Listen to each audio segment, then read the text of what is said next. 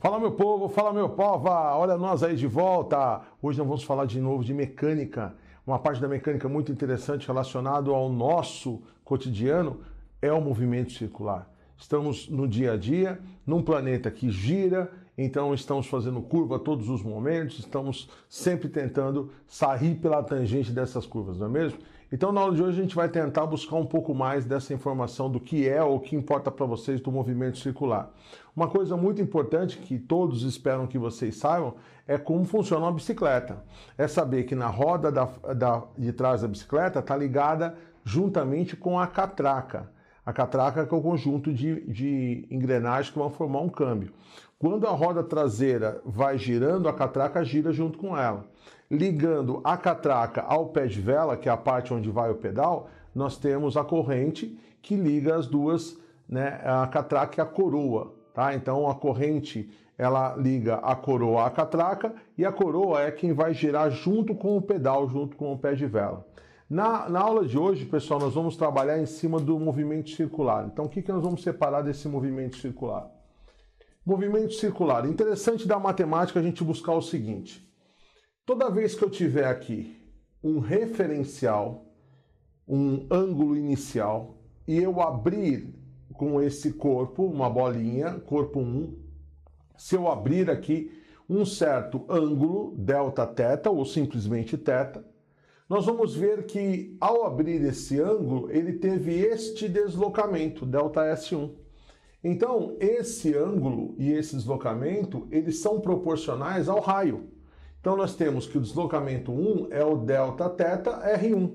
Mas vejam, se eu abrir o mesmo ângulo, nesse mesmo ângulo aqui, eu tenho um deslocamento bem maior, que é o ΔS2. Por que, Magal, o ΔS2 é maior que o ΔS1? Porque o raio 2 é maior que o raio 1. Então, como este raio é maior do que o outro, né, o deslocamento acabou sendo maior.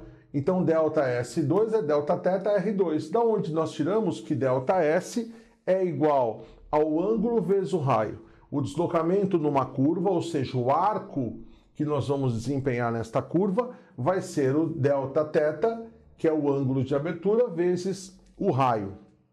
Como conceito básico, nós temos que lembrar o que é frequência e o que é período. Período, tempo gasto para acontecer um ciclo. Período do seu aniversário, 1 ano. Período do jornal que você lê aí diariamente. Né? Então você tem a periodicidade de uma revista, pode ser semanal. Então período é tempo. E frequência é número de repetições a cada período. Quantas vezes o fato se repete em um único período. Então nós temos que a frequência é o inverso do período. Fazendo uma pequena mágica matemática, eu vou dividir todos os termos aqui pelo mesmo elemento. A matemática permite que eu faça isso. Então eu vou vir aqui, ó, dividir você por ΔT e dividir você por ΔT. Mantive a igualdade. Só que quem apareceu aqui? Um cara conhecido nosso, ó, ΔS por ΔT é a tal velocidade. Então aqui nós temos a velocidade, que agora nós vamos especificar como velocidade linear. É a capacidade que os corpos têm de ir para frente. Se eu pegar a roda do seu carro, a roda da sua bicicleta, da sua moto e falar, olha, esse automotor está a 60 km por hora. Quem está a 60 km por hora? O para-choque, o banco, o painel, você sentado lá dentro e o miolo da roda. Então aqui nós temos esta parte aqui, ó, o eixo central, com uma velocidade de 60 km por hora, por exemplo. Mas nesse ponto aqui, ó, eu não posso falar que existe velocidade. Lembra que velocidade é a capacidade de movimento. Nesse ponto aqui, ele não está nem se aproximando de uma pedra, nem se afastando da pedra. Ele está em cima da pedra. Então a sua velocidade vale 0. Esse ponto aqui recebe o nome de ponto instantâneo de rotação, ou centro instantâneo de rotação, CIR. Mas cadê a velocidade que estava aí, Magal? Se a velocidade estava sempre em toda a roda, cadê? Onde ela vai estar? Ela vai se apresentar do outro lado, ó. No outro lado, ou seja, diametralmente oposto a esse ponto, você vai ter a velocidade. Pelo teorema de Thales, você vê um triângulo pequeno, um triângulo grandão aqui, Então nós chegamos aqui que a velocidade aqui em cima ela vai medir 2v. Então nós temos uma velocidade de 2v, velocidade linear. Mas se velocidade é a capacidade de movimento, aqui pintou uma velocidade, ó, que é o ângulo num certo intervalo de tempo. Então esse ângulo num certo intervalo de tempo recebe o nome de velocidade do ângulo, ou velocidade angular, capacidade de movimento. Tá aí, ó, velocidade que varia com um ângulo, velocidade angular, representado pela letra ômega. Então aqui, ó, nós vamos ter esta roda girando com uma velocidade angular ômega. Tá aí, letra ômega. Então nós podemos concluir desta relação o quê? Podemos concluir que, se isso é verdade, então nós vamos tirar que V é igual a ômega vezes R. Velocidade linear é igual a velocidade angular vezes o raio. Para uma volta completa, quando eu tiver realizado um ciclo completo, o ΔT passa a ser o período. O Δθ é 2π para uma volta completa. Então nós vamos ter para uma volta completa que o ômega pode ser medido por 2π sobre t. 2π sobre t, radianos por segundo, unidade de velocidade. Radianos por segundo. Tá aí.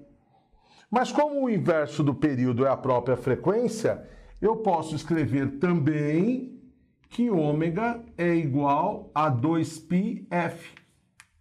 Então, tanto faz eu medir 2π sobre t ou 2πf depois que completado uma volta.